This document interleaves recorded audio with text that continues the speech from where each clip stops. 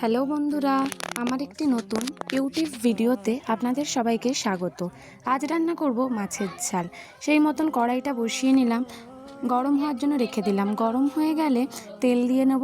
তারপর একে একে মাছগুলিকে ভালো করে লাল করে ভেজে নেব। আর মাছের ঝালে মাছ না ভালোভাবে ভাজলে মাছ থেকে আঁশটানি গন্ধ বেরোয়। মাছগুলি ভাজা হয়ে গেলে একটা পেঁয়াজ, 2-3টে কাঁচা লঙ্কা চেরা দিয়ে দেবো। পেঁয়াজগুলি একটু বাদামি হয়ে এলে আদা রসুনের বাটা দিয়ে দেবো। আদা রসুনের বাটা দিয়ে ভালোভাবে কষিয়ে নেওয়ার পরে তারপরে একটা টমেটো কেটে দিয়ে দিলাম। তারপর টমেটোটাকে ভালো করে নাড়িয়ে নুন, হলুদ, জিরে গুঁড়ো, ধনে গুঁড়ো, লঙ্কা গুঁড়ো দিয়ে ভালোভাবে নাড়িয়ে চাড়িয়ে নিয়ে পরিমাণ মতো জল দিয়ে আরও একটু কষিয়ে নেব। কষানো হয়ে গেলে পরিমাণ মতো জল দিয়ে দেবো। জলটা ফুটে উঠলে একে একে মাছগুলি দিয়ে আরও একটু ভালো করে ফুটিয়ে নেব। তারপর ওপর থেকে গুঁড়ো গরম মশলা দিয়ে দিলেই তৈরি আমাদের মাছের ঝাল।